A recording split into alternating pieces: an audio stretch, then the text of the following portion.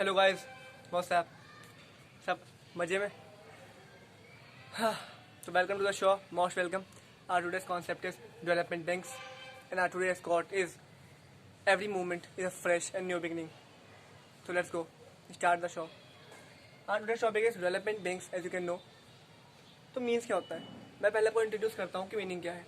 आपने नाम सुना होगा नाबार्ड का, IFCI का, IDFC का, SFCs का, SIDCs का। ये सब क्या है? आपके डेवलपमेंट बैंक्स हैं। पहली बात। दूसरी बात, चाहे डेवलपमेंट बैंक्स का हो, चाहे स्पेशल फाइनेंशियल इंस्टीट्यूशंस का हो, चाहे NBFCs का हो, चाहे एसेट मैनेजमेंट कंपनी का हो, सब एक ही बात है। क्योंकि इनका काम क्या होता है? इनका काम बेसिकली मेन एक ही काम है कि लोन प्रोवाइड कराना। किसको? इंडस्ट्रीज को, एग्रीकल्चर को, या फिर आपका जो अदर की सेक्टर्स हैं like telecom, means all infrastructure facilities.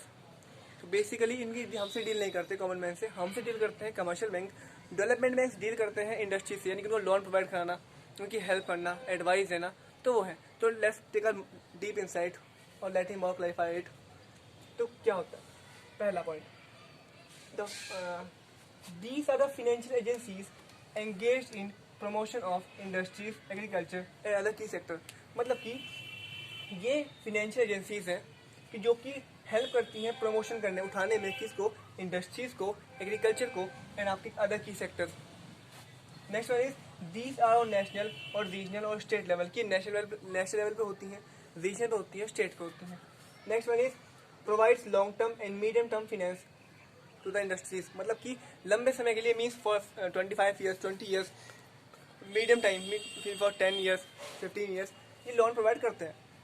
Next one is some of them are government and some of them are private. कुछ गवर्नमेंट है, कुछ प्राइवेट है। Private like IFCI, full form of industrial credit and investment corporation of India. Next one is also provide development services, यानी किसी की advice भी करते हैं, सर्विसेज भी प्रोवाइड करते हैं इंडस्ट्रीज को कि आपको कहाँ पे पैसा लगाना चाहिए, कहाँ पे आपका जॉइंट वेंचर होना चाहिए, कहाँ पे आपको मर्जर करके ठीक रहेगा, कहाँ को आपको बेनिफिट ज़्यादा मिलेंगे, कहाँ पे आपका NPV ज़्यादा रहेगा, या फिर मीन्स कि कहाँ पे आपको एक्सपेक्ट ना, एक टर्म है ना आपकी,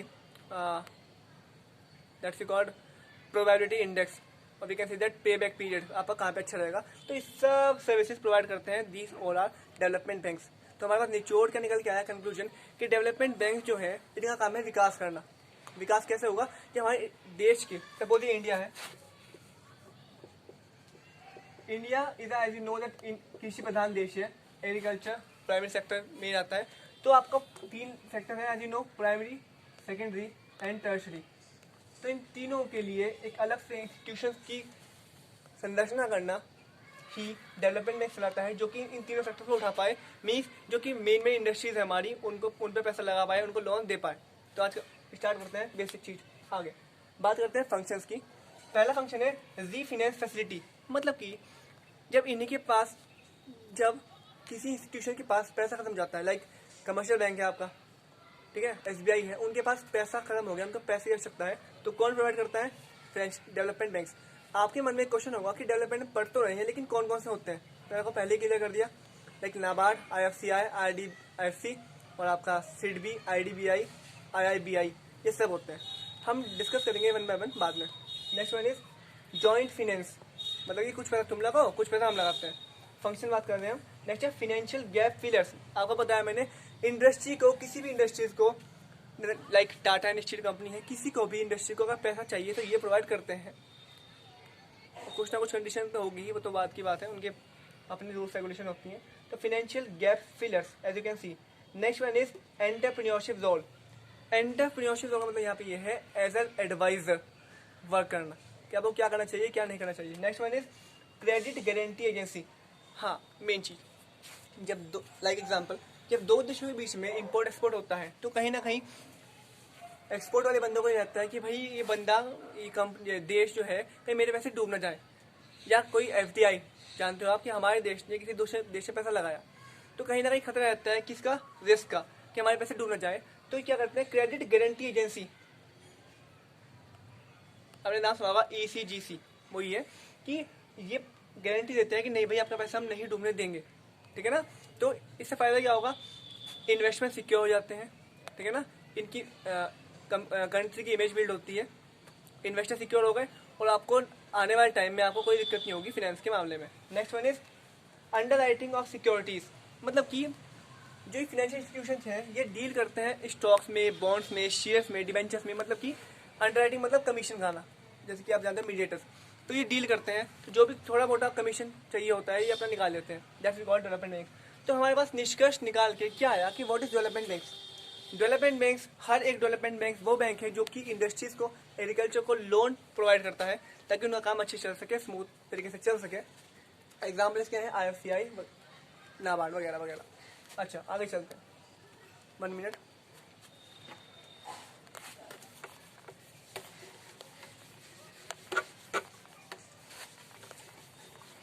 हमने बात करी इनके मीनिंग की, अब बात करते हैं कि इंडिया में सीरीज बाय सीरीज कौन कौन से इंस्टीट्यूशन आए और उन्होंने क्या काम, क्या क्या काम उन्होंने किए।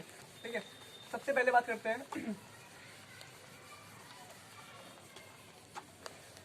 1948 में एक आवश्यकता पड़ी। ठीक है ना, RBI ने गौर फरमाया कि हमारे देश में आवश्यकता है कि कुछ डेवलपमेंट बैंक्स आए जो कि इंडस्ट्रीज को, मैंने बताया आपको, तो कमर्शियल बैंक्स हैं, प्राइवेट बैंक्स हैं, शेड्यूल्ड बैंक हैं, नॉन शेड्यूल्ड बैंक हैं, आपके रीजनल बैंक्स हैं, RRBs है, SBI है, RBI है, ये इनके पास पैसा तो है लेकिन फॉर कॉमन पीपल, इनके पास इतना बल्कि पैसा नहीं कि ये कॉमन पीपल को हैंडल करें प्लस इंडस्ट्रीज को भी हैंडल टैकल करें।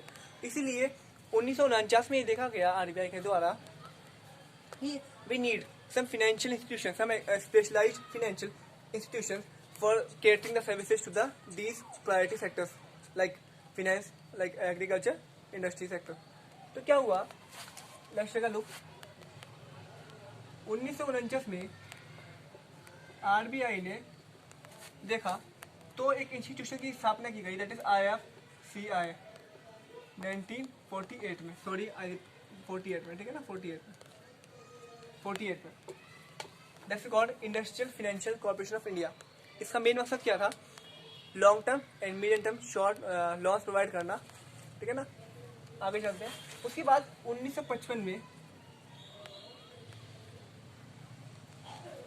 1951 में क्या देखा गया कि SFC एक्ट आया, यानी कि स्टेट फाइनेंशियल कॉर्पोरेशन एक्ट, यानी कि ये जो था IFCI ये नेशनल लेवल पे था। ठीक है, अच्छा एक चीज आपको क्लियर कर दूं, जब भी कोई इंस्टीट्यूशन आता है तो पहले एक्ट बनता है, बाद में इंस्टीट्यूशन बनता है। तो पहले IFCI एक्ट आया, लिख देता हूँ मैं, IFCI एक्ट 1948 में आया और फिर वो बन गया 1949 में। ऐसे ही 1951 में SFC एक्ट आया, that is state financial corporation act. उसमें क्या था कि कोई भी स्टेट अपना अलग से एक फाइनेंशियल इंस्टीट्यूशन स्टैब्लिश कर सकता है, तो इसके अंतर्गत क्या बना, SFC एक्ट बना, SFCs बने, that is state financial corporation act. ठीक है ना, अच्छा फिर 1955 में आपका IFCI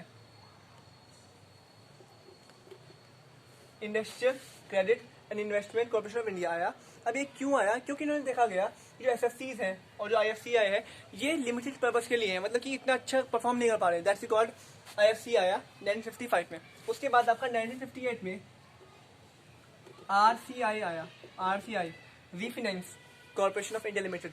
रीफाइनेंस मतलब क्या होता है कि दोबारा से पैसे देना, सपोज कि बैंक है, बैंक के पास पैसा खत्म हो गया, कमर्शियल बैंक है, PNB है, PNB के पास पैसा खत्म हो गया, ठीक है, तो कौन देगा PNB को पैसा, RBI, that's called refinance facilities. आपने नाम सुना होगा लेंडर टू लास्ट रिजॉर्ट, जब हर सारे दरवाजे बंद हो जाते हैं तो RBI हेल्प करता है। तो ऐसे ही जब कोई इंस्टीट्यूशन है, कोई बैंक्स हैं, कोई भी छोटे मोटे इंस्टीट्यूशन है, जब उनको पैसे की आवश्यकता होती है तो कौन प्रोवाइड करता है, आपके RCI, दैट्स कॉल्ड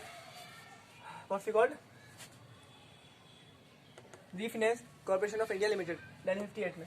इसके बाद आपका आया 1964 में, क्या आया आपका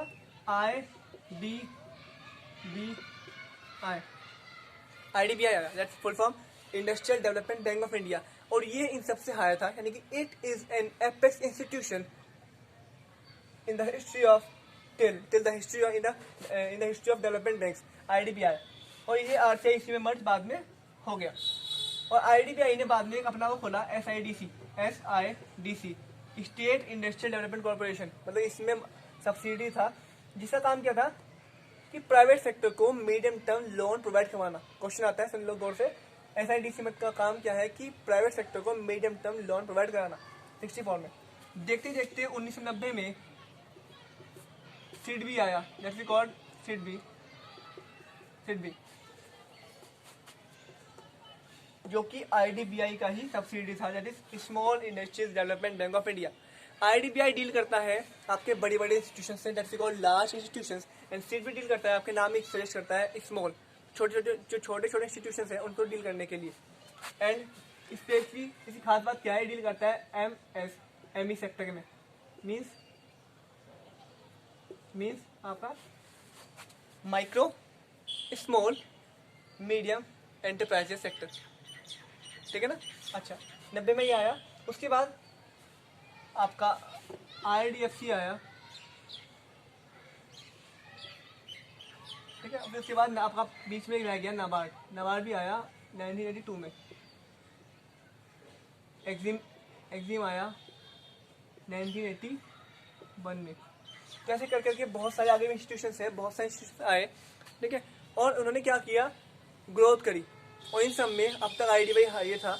बाद में क्या हुआ, नाबार्ड जो कि देखता है RRBs देखता है, डिजिटल रूरल बैंक, ये देखता है इसको। और नाबार्ड की खास बात क्या है कि ये national bank for agriculture and rural development की ये रीफाइनेंस फैसिलिटी प्रोवाइड करता है। अच्छा, तो RRB आया, regional rural banks, these are banks for regional rural level area. तो ये आपका कॉन्सेप्ट था डेवलपमेंट बैंक्स का। आई होप समझ आया हो आपको। अब हम अगले वीडियो में डिस्कस करेंगे डिटेल में कि IFCI के फंक्शन क्या है डिटेल में, IDBI क्या है, ये सब डिटेल में डिस्कस करते हैं। तो आई होप आपको वीडियो पसंद आए तो लाइक कर देना, सब्सक्राइब कर देना, मर्जी आपकी है। अच्छा लगे तो thank you so much, welcome, bye bye.